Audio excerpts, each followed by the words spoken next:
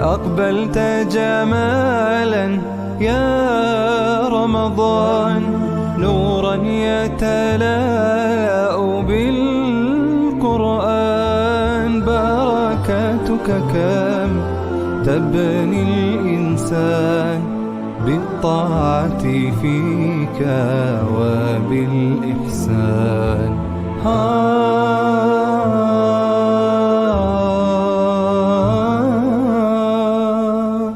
من شرور أنفسنا ومن سيئات أعمالنا، من يهد الله فلا مضل له ومن يضلل فلا هادي له، وأشهد أن لا إله إلا الله وحده لا شريك له، وأشهد أن محمدا عبده ورسوله، ثم أما بعد.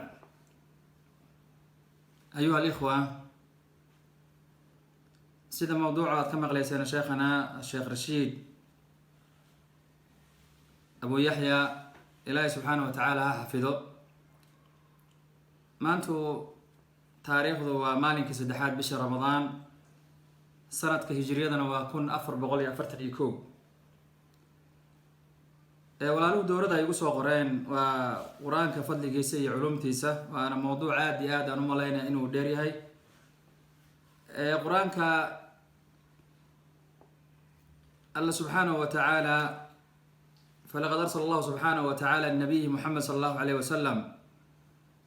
الله سبحانه وتعالى نبي محمد عليه الصلاة والسلام أيو صادري رسول أيوها وكم كان الله صادري الثقلين أيان الله سبحانه وتعالى وصادري ذاتك وحي كجرين مقديال. إلهي سبحانه وتعالى نور كان أيو صاري نبي محمد عليه الصلاة والسلام، waxaana lala soo diray mucjizaad albaahira, mucjizaad uu Allah subxaanahu wa tacaala la soo diray nabigeena calayhi salaatu wasalaam. mucjizaadkaas waxaa ka mid ah kalaamu llahi subxaanahu wa tacaala alladii laa yaatiihi albaatil min bayni yadayhi walaa min khalfih. qur-aanku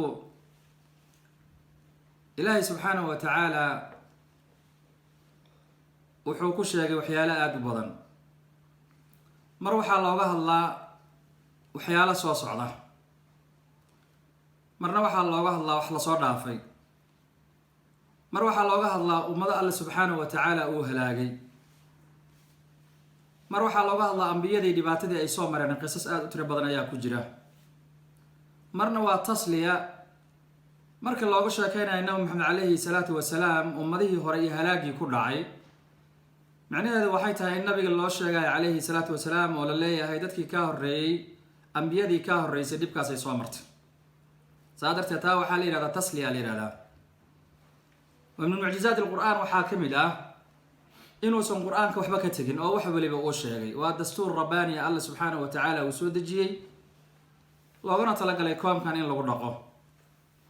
saa darteeda nabigeen maxamed calayhi salaatu wasalaam wuxuuna soo gaarsiiyey kitaabkan alle subxaanahu wa tacaala. waxaan sheegi doonaa haddii alle subxaanahu wa tacaala uu yidhaahdo qur-aanka iyo qoritaankiisa xilligii uu bilowday.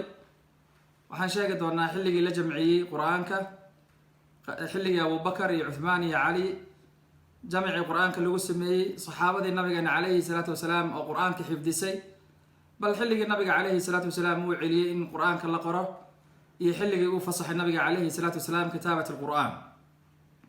kitaabkan alle subxaanahu wa tacaala wuxuu qur-aanku ku sheegay kitaabun uxkimat aayaatuh huma fusilat min ladun xakiimin khabiir. alle subxaanahu wa tacaala kitaabkan waxba uguma tegin. axkaamta ku jirta ee kitaabka alle subxaanahu ku jirta, culimmadu waxay yidhaahdaan axkaamta kaliya haddii la fiiriyo waa 500 oo aayad taqriiban. qur-aanka alle subxaanahu wa tacaala waa dawo, waa dastuur saan sheegnay alle subxaanahu wa tacaala rabbaani. alle subxaanahu wa tacaala uu soo dejiyey koomka. alle subxaanahu wa tacaala wuxuu ku soo dejiyey nabi maxamed calayhi salaatu wasalaam. nabi maxamed calayhi salaatu wasalaam risaaladan waana soo gaarsiiyey. haddii uu wax qarinaayo nabiga calayhi salaatu wasalaam wuxuu qarin lahaa cabasa watawallaa an jaahu lacmaa. saa darteedu nabigeena calayhi salaatu wasalaam xilliga qur-aanka uu soo degayey 23 sano 13 sano oo meel ah Maka iyo Madiina 23 markii la soo gaarsiiyo. Imaam Suyuti raxmatullaahi calayhi nazuul qur'aan markuu ka hadlayay wuxuu sheegay wuxuu macnaheedu kitaabkiisa al-Burhaan uu ku sheegaa kitaabka quraanka iyo waxa lagu sheegaa ilaa 100 aqsaam quraanka macnaheedu digitaankiisa loo qaybiyay. quraanka qayb waa sayfi xilliga wuxuu soo degay kuleelaha, qaybna waa xilliga macnaheedu soo degay qabowga shaqaha uu soo degay, qayb waa safari oo ayadoo safar lagu jiro soo degay, qaybna wuxuu soo degay xadari ayadoo la joogo soo degay, qayb wuxuu ku soo degay Makka, qaybna wuxuu ku soo degay Madiina, Makka iyo agaarkeeda iyo Madiina iyo agaarkeeda. saadarteedu sheekhu wuxuu gaarsiiyay Imaam Suyuti raxmatullaahi calayhi 100 aqsaam ayuu gaarsiiyay nooca quraanka Allah subhanahu wa ta'ala digitaankiisa markuu ka hadlayay. يعني انت صار نوع وصل كتاب كيس وكشيغايا. النبي عليه الصلاة والسلام وحو أوتل مامي حديث عثمان بن عفان البخاري وكجري وحير خيركم من تعلم القرآن وعلمه. دادو ودينكو ودن مركا سوتكتان وحايدينكو خير بدنو إذنكو ناقسن كو كتابك الله سبحانه وتعالى برتدتك نبره رفع إيا درجو الله سبحانه وتعالى وسيدتك أهل القرآن كأه سيدا حديثك كلام نبي وكتل مامي أهل القرآن هم أهل الله وخاصته. رفع وحيتها يرفع الله الذين آمنوا منكم والذين أوتوا العلم درجات. حديث رواه الإمام مسلم وري. قصة أيولها وأتي عمر بن الخطاب رضي الله تعالى عنه ويري إن الله يرفع بهذا الكتاب أقواما. إلهي سبحانه وتعالى كتاب كان ذاتك قيب كمد أيو رفعه وكسيا درجه أيو كسيا قيبنا هوس وقول لقاه ويري. وأن فهم يسايا ذاتك حملة القرآن كأي آداب حملة القرآن وحال قري موضوع كتب آد بضن أي بمعنى لا قري ما نسي من إله سبحانه وتعالى حقيس ومسي من يرفع الله الذين آمنوا منكم والذين أوتوا العلم درجات. قف كبرتي علومة العادية أو علومة مادية وكشرف بدنيها يقف الله سبحانه وتعالى كلام كيس حنبارسن وحاد نكفهم يسا مجتمع وكل حنولي هي آمنات دا وناق وليها يقدرنتا قف كبرت كلام الله سبحانه وتعالى إيه قف كمواد كالعادية اسكبرتوه يساقو اسكولات كان لبضبا كله بقفك waxbarashada marab inuu wax barto asalkan tahay laakiin hadana waxaad arkaysaa in Ilaahay subhanahu wa ta'ala darajo iyo rafc iyo qadarin uu siiyay dadka Allah subhanahu wa ta'ala yani quraankiisii bartay oo xifdiya saadarteeda qulubta marka laga hadlaayo ma muusiga ayaa qulubta dajiya mise kalaam Allah subhanahu wa ta'ala quraanku waxaad arkaysaa inuu yahay yani waxa qulubta bini aadamka Allah subhanahu wa ta'ala dawo ugu dhigay hatta dhageysigiisa marka qofku quraanku uu dhageysanayo wuxuu dareemayaa raxmad iyo naxariis iyo deganaasho laakiin muusiga iyo ibtirada markuu dhageysanayo aad fahmaysaa macaasi inuu ku jiro quraankan Allah subhanahu wa ta'ala aad ugu hadlay wa min an-nas man yashtari lahu al-hadith hadithka nabigeena alayhi salatu wa salam wuxuu yiri waxa imaan doona aqwaam min ummati yastahiluna al-hira wal-harir wal-ma'azif marka saddexdaas ay banaysan doonaan nabiga alayhi salam al-hira wal-ma'azif waa heesaha way afarta madhabood yani waxay ku yihiin ittifaaq in heesuhu naftooda xaraam yihiin saadarteeda waxaad arkaysaa maalmaha hadda sida bisha ramadaanka oo kale dadku waxay sameeyaan maalinkii marka la joogo quraanku dhageysanaya laakiin habeenkii marka la joogo heesihii uu shidanaya heesuhu waxaad ogaataa akhi alxabiib habeenkii iyo maalinkii bisha ramadaan iyo qeyrkeeda waa isku mid waa xaraam biittifaaqi saxaaba waxaa laga soo guuriyaa saxaabada alla kalaamkii subxaanahu wa tacaala xadiidka nabiga calayhi saxaabada laga soo guuriyaa bal culimmadu waxay ku yihiin ittifaaq heesuhu inay micnihii mazaamiir shaytaan inay yihiin waxaa kaloo kaaga sii daran qofka maalinkii afkiisa xirtay oo maalinkii oo dhan sidaas habeenkii markii la gaaray inuu micnihii u maleeyo habeenkii maalinka ramadaan inuu ka duwan yahay habeenka ramadaan iyo maalinkiisa waa isku mid habeenka cibaada nabigeena calayhi salaatu salaam xadiidka caaisha haddii uu soo galo 10 daba bisha ramadaan ehelkiisuu kicin jiray maradiisuu adkaysan jiray oo xiran jiray wa ayqad ahla micnihii ehelkiisuna waa u kicin jiray wa axyaa leylatahu bilcibaada habeenkan cibaada ku noola jiray nabigeena calayhi salaatu salaam heesuhu dhageysigooda maalinkii dadka soomana heesaha dhageysta iyo dadka habeenkii dhageysta xagga dambiga waa isugu mid bal maalinkii xadiid abi hurayra bukhari nabiga calayhi salaatu wasalaam wuxuu leeyahay man lam yadac qawla az-zuur wal amala bihi wal jahl falaysa lillahi xaaja hadalka isaga waa u cad yahay qofkaan ka tagin hadalka yani marqaatida qawla zuurka la yiraahdo iyo ku amal falkeeda jahliga waa idab darada culimadu yiraahdeen ilaahi subhanahu wa ta'ala danka malaha inuu wuxuu cunay uu cabay uu isaga tagay inuu sii wato sababtoo heesto bisha ramadaanka iyo qeyrkeeda halkaas ayada waxaad dareemaysaa saas oo kale waxaad dhacaysa dadku inay micnihii heesuhu inay ka tagaan oo ay u bedelaan namiima iyo qiiba iyo wax namid ah xadiid bilaal ibn harith al-muzani iyo abi hurayra ina rajula laytakalamu bikalimatin min sakhat illah laa yulqi laha baalan yahwi biha fi jahannama 70 khariifa. xadiidka isaga raawi xadiidka wuxuu leeyahay kam min kalaamin manacanihi min xadiidi bilaali hada, meeqaa qof oo rab inuu hadlo hadalkaa marka uu maqlay yani ka joogsaduu leeyahay ixda ruwaat hada alxadiid. kam min kalaamin manacanihi xadiidin bilaali hada. xadiidka isaga ah ina rajula laytakalamu bikalimatin min sakhat illah laa yulqi laha baalan yahwi biha fi jahannama 70 khariifa. waxaa la mid ah aayadda alla subxaanahu wa tacaala maa yalfidu min qowlin ila ladayhi raqiibun catiid. aayadaasaa la mid ah alla subxaana wa tacaala uu ku cadeeyey qofka marka uu hadlaayo laba malag ayaa garabkiisa saara. marka bisha ramadaan waa bil fadli leh oo khayr leh oo wanaag leh, waxaa loo baahan yahay qofka muslimka inuu tilaawat alqur'aan uu ku dhamaysto waqtigiisa, inuu qur-aanka jadwal uu ka samaysto, inuu ku noolaado qur-aanka habeenkii iyo maalinkii ahlulqur'aan inuu noqdo, sida nabigeena uu yihi calayhi salaatu wasalaam ahlulqur'aani hum ahlullahi wa khaasatuh.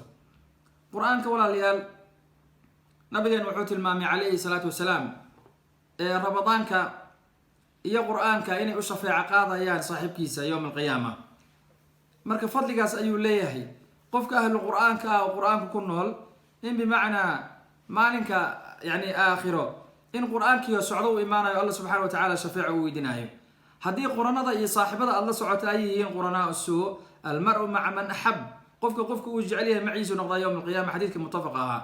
waxaa weeye haddii saaxibadaada ay yihiin dad xun, adigu waxaad noqonaysaa un dadkaas ku xiran. nabigeena waa uu ku digay calayhi salaatu wasalaam in qofka uu yeesho saaxib xun uu yeesho. haddii ahlu qur'aan aad saaxiib ka dhigato micnaheeda waxay tahay inaad micnihii qur-aanka akhrinaysaan, inaad wada fariisanaysaan, in xalaqaad qur-aanka laga sameeyo. oo bisha ramadaanka iyo keyrkeeda waxaa jira dad micnihii qur-aankii ka hijrooday oo ka tegay oo qur-aanka ogow. nabigeena calayhi salaatu wasalaam saxaabada qayb ka mid ah cabdullahi ibnu cabaas iyo cabdullahi ibnu mascuud iyo rag badan oo ka mid ah ubay ibnu kacb iyo nabigu waa uu tilmaamay calayhi salatu wasalaam, sida riwaayada gadaal u imaan doona. bal cabdullahi ibnu mascuud nabigu wuxuu ku yihi calayhi salaatu wasalaam qur-aankii buu akhriyu yidhi. markaasuu nabigu wuxuu ku yihi calayhi salatu wasalam abdullahi markuu hadalkaas u maqlay wuxuu yihi yaa rasuul allah qur-aanka adigu kugu soo degay ma adigaan kugu dul akhriyaa? markaasuu nabigu yihi haa, anigu waan jeclahay qof aan aniga ahayn qiraa'adiis inaan maqlo oo aan ka dhegaysto. markaasuu suurat aal cimraan aakhirkeedii uu kasoo bilaabay markuu suurat nisa uu soo gaaray fakayfa idaa ji'naa min kulli ummatin bishahiid waji'naa bika calaa haulaai shahiida, uu nabiga xasbukuu yidhi kugu filan cabdullahi ibn mascuud. cabdullahi wuxuu leey nabigaan fiiri faidaa caynaahu tadrifaan, waxaan arkay nabiga calayhi salaatu wasalaam oo ilmeynaya, indhihiisa ay micnihii ilma ka socdaan. wuxuu saa u samaynaya nabiga calayhi salaatu wasalaam fakayfa idaa ji'naa min kulli umma, ka warran markaan ummad weliba aan keeni doonaan ummaddaan markhaati ku noqon doonaan, adigana aan ku keeni doono maxamed ummadaada si aad micnihii markhaati ugu noqoto min shiddati alhowl yowma alqiyaama. yacni nabiga calayhi salaatu wasalaam inuu ummadiisa ku markhaati furo arrintaas ayada ayaa ka ilmaysa salawaatu llahi wasalaamu caleyh. bal waxaad arkaysaa nabigeena calayhi salaatu wasalaam cabdullahi ibnu cabaas markii laga hadlayo o kale waxaa sabab u ahayd in xabra hadihi lumma, ducadii nabigeena calayhi salaatu wasalaam culamada maka iyo madiina markii laga hadlaayo dadka micnihii qur-aanka iyo tafsiirkiisa ku wanaagsan waxay ahaayeen ardaydii cabdullahi ibnu cabaas min ahli lmaka ay ahaayeen marka qur-aanka laga hadlaayo. tafaasiirta o dhan inta badan cabdullahi marka laga saaro bimacnaa iyagaa laga soo gudbiyaa oo laga soo guuriyaa. marka walaalayaal qur-aanka dadou lahaa weligiisaba micnihii saa u taagan oo soo xifdin jiray oo ilaalin jiray oo isu keeni jiray oo jamcin jiray ayuu lahaa. sidaasayna ahayn saxaabada nabigeena calayhi salaatu wasalaam. qur-aanka alle subxaanahu wa tacaala haddii buuraha lagu soo dejiyo sida alla subxaanahu wa tacaala oo micnihii qur-aanka uu ku tilmaamay, wuxuu leeyahy alle subxaanahu wa tacaala buurahaas haddii qur-aanka lagu soo dejin lahaa waxaad arkay lahaydeen buurihii naftooda alla subxaanahu wa tacaala uu khashuucaayo. laakiin qulubta dadka bini aadamka waxaad u malaysaa inay micnihii ay aad ugu leexatay, bal hijraan qur-aan inay naqdeen oo qayb ka mid ah dadku qur-aanka markay xanuunsadaan ama markay guursanayaan keliya yaqaanin. wuxuu leeyahay qof bukaa boqol u talisaya wadaadka lagu yiri qur-aanka isaara, bal waxaa laga yaabaa meelo kuhaan ah kuwa hadda meelaha micnihii tataagan oo kale sida rushahi iyo kuwa lamid ah inay galaan oo ay qur-aankii micnihii ay yidhahdaan waxbaan ku daaweynaynaa, bal qur-aankii inay akhrin oo laga yaabo inay akhriyaan waxaan qur-aan ahayn. waxaa loo baahan yahay qofka muslimka qur-aanka isaga inuu isku akhriyo sida nabigeena u tilmaamay calayhi salaatu wasalaam. waxaa loo baahan yahay qofka muslimka qur-aanka inuu aamino isaga uu ogaado qur-aanka raxmad iyo shifa inuu yahay, caafimaad inuu yahay. waxaa habboon qofka muslimka inuusan dadka weydiisan ruqyada inuusan weydiisan, bal waxaa xadiidkii micnihii bilaal wuxuu tilmaamayaa nabigeena calayhi salaatu wasalaam inuu micnihii u nahiyey. waxaa wanaagsan dadku in adiga kula gartaan qur-aanka in lagu akhriyo oo ay kugu gartaan haddaad xanuunsan tahay, laakiin inaad raadsato waxay noqonaysaa xadiidkaad inaan soo gal xadiid yani bilaal inaan soo galnay noqonaysaa, xadiid cukaash inaan soo galnay noqonaysaa. walaalayaal saasoo kale waxaa aad micnihii alla subxaana wa tacaala qur-aanka uu ku tilmaamay inuu caafimaad u yahay, laakiin waxaa loo baahan yahay qofka muslimka ah inuu aamino kalaamullahi subxaanahu jala wacala, inuu aamino isaga isku akriyo oo isaga u akhristo oo habeenkii marka uu seexanayo micnihii bimacnaa inuu isaga u akhristo saasaa loo baahan yahay. saasoo kale alla subxaanahu watacaala qur-aanku wuxuu ku sheegay inama almu'minuuna aladiina ida dukira allahu wajilat quluubuhum waida tuliyat calayhim aayaatu wazaadathum iimaana wacalaa rabbihim yatawakkaluun. alla subxaanahu watacaala saasuu leeyahy mu'miniintu calaamadaha lagu garto oo lagu yaqaano waxaa ka mid ah alla subxaanahu watacaala kalaamkiisa marka lagu dul akhrinayo qur-aanka qulubtooda jilacduu yiri nabigeena calayhi salatu salaam. marka qur-aanka alla subxaanahu watacaala lagu dul akhriyo qulubtoodana markay maqlaan dikriga alla subxaanahu watacaala qulubtooda jilicda. aayadaha alla subxaanahu watacaala marka lagu dul akhriyana waxay u ziyaadisaa iimaan, ayay u ziyaadisaa rabbina way isu dhiibaa subxaanahu jala wacala. marka alla subxaanahu watacaala oo laysku xiro laysu dhiibo ayaa qofka muslimka bimacnaa loo baahan yahay. saasoo kale manaasisha uu leeyahay xadiidka anas ibn malik aan soo tilmaamnay ina allaha tacaala ahlayni min annaas ahlu lqur'an hum ahlullahi wa khaasatu xadiidka imaamu axmed iyo nasaa-i ay wariyeen asheekh albani raxmatullahi caleyhina xadiidka waa uu sixiyey. marka dadka ayaga waa dadka nabigana uu tilmaamaya calayhi salaatu wasalaam. saasoo kale nabigu wuxuu leeyahay calayhi salaatu wasalaam qur-aanka waa raxmad dadka lagu soo dejinaayo. marka masaajid laisugu yimaado oo labada fariiso qur-aanka alla subxaana watacaala iyo dikriga la wado oo la akhrinayo axaadiista nabigeena calayhi salaatu wasalaam, nabigu wuxuu leeyahay ma jiro qoom isugu yimaada beyt min buyuut illahi subxaana watacaala yatluuna kitaab allah oo alla subxaana watacaala kitaabkiisa akhrinayo o isbaraaya ilaa naزlat calayhim sakiina, waxaa kusoo degaysa sakiina ayaa kusoo xasilooni, waqashiyatuhum araxma, waxaa daboolaysa raxmadda alla subxaana watacaala, waxafathum almalaa'ika wadakaru allahu fi man cindah. xadiidka isaga muslim ayaa wariya. saasoo kale nabiga calayhi salaatu wasalaam fadliga qur-aanka uu leeyahy wuxuu ku tilmaamay marka imaamka la jooga micnihi imaamnimada iyo dadka marka la dejinaayo. waxaa nabigana u tilmaamay calayhi salaatu wasalaam masaajidka inuusan foodo naqan, bal wuxuu u sharciyey nabiga calayhi salaatu wasalaam xadiidka cabdillahi bn mascuud laga wariyey yaumu nnaas oo yaumu lqowm aqra'uhum likitaabi illahi subxaana watacaala fain kaanuu sawa faaclamhum bisunna. dadka waxaa imaam u noqonaya midkooda kitaabka alle subxaana watacaala yaqaana oo akhriya oo xifdisan. hadday isku mid noqdaanna sunnada midka yaqaana ayaa micnihii qaadanaya booska isaga ah. hadday labada imaam labada xufaad yihiin bimacnaa waxaa meesha ayadaa soo galaya sunnada siday u kala yaqaanin, midkooda sunnada yaqaana ayaa lagu wareejinaya. hadday isku mid ka noqdaanna markaysa da-daa la fiirinaya. hadday da-da isku mid ka yihiin hijradu nabiga uu tilmaamay calayhi salatu salaam, hadda marka da-daa ugu habboon in loo fiiriyo hadday saddexdaa nooc micnihi isku mid ay noqdaan. waxaa la mid ah guurka marka la joogo marxaladda guurka. nabiga calayhi salaatu wasalaam qiso ayaa jirtay haweeney nabiga u timid oo nafteeda u hibaysay. arrintaas ayada suuratu axzaabna alla subxaana watacaala wuxuu ku tilmaamay nabiga inay khaas ku tahay. nabiga calayhi salaatu wasalaam gabadhii waa uu ka aamusay, saxaabi garabkiisii joogay ayaa nabiga ku yidhi calayhi salatu wasalaam rasuulka allow ii guuri gabadhan in lam takun biha xaaja, haddaan adigu doonayn aniga ii guuri. nabiga calayhi salaatu wasalaam markaasuu wuxuu ku yidhi maxaad haysataa uu yidhi. wuxuu yidhi waxba ma haysto. markaasuu yidhi ehelkaaga aad oo walow khaatim min xadiid, faraanta bir oo allah ka dhigan, bal wax meherkii laga dhiga la imow. saxaabigii waa uu tegay markuu cabaar u maqnaa ayuu soo laabtay wuxuu yidhi rasuulka allah waxaan haysta ma leh. nabigu wuxuu weydiiyey calayhi salaatu wasalaam, wuxuu weliba ku sadray ilaa izaari hada, maradeedan kaliyan haystaa uu yidhi. aakhirka xadiidka waxaa ka mid ah nabigu wuxuu yidhi calayhi salaatu wasalaam qur-aanka ma taqaanaa uu yidhi. markaasuu yidhi ha. markaasuu yidhi ilaa intee taqaanaa? wuxuu yidhi suurat albaqara iyo suuradda micnihii ku xigtay aali cimraan labadaasaan aqaanaa uu yidhi, yani suurat albaqara walati taliiha. nabigu wuxuu yidhi calayhi salaatu wasalaam makantuka bima macaka min alqur'aan. micnaheedu dadku waxaa laga yaaba xadiidkaas inay qalad fahmeeno inay kitaabka qur-aanka da qaadaan meherkii ka dhigaan, taa loolama jeedo. waxaa loola jeedaa makantuka bima macaka min alqur'aan in gabadha qur-aanka la baro oo inta isaga uu yaqaana meher looga dhigo isaga micnihi intaas inuu baro, saasaa loola jeedaa. marka nabiga saasuu ku yidhi calayhi salatu wasalam. xadiidka isaga ah waa xadiid muttafaq ah. saas oo kale ahlu qur-aanka markii ay dhinteen uxud, saxaabada qeyb ka mid ah nabigeena calayhi salaatu wasalaam wuxuu micnihii hormariyey dadka ahlu qur-aanka ahaa oo micnihii hal god ayaa la wada gelinayay. markaasuu nabigu u weydiiyey calayhi salaatu wasalaam, wuxuu yidhi dadkii geerad markii dhimashadooda markii u weydiiyey wuxuu yidhi dadkii dhintay ayuhumaa akharu akhada alqur'aan uu yidhi nabi alayhi salaam. ayuhumaa akthar akhdu lilqur'aani, midkeebaa qur-aanka ugu badan oo micnihii xifdisan qur-aanka in badan. saasuu nabi cali markii loo tilmaamay marka wuxuu hormarinayay luxudku wuxuu hormarinayay micnihii ninka qur-aanka yaqaanu hormarinaya nabigan alayhi salam xadiidka isaga naftiisa bukhaari ayaa micnihii qora guryaha shayaadiinta soo galay oo dadku maanta dhibaato badan ay ku qabaan adkaarta ka tagay iyo waxa la midka nabigan calayhi salaatu wasalaam wuxuu leeyahay shaydaanka ma soo galaayo micnihii guriga lagu akhriya ama waa u ka cararaya guriga lagu akhrinayo suuratul baqara xadiidka isaga imaam muslim ayaa bimacnaa wariya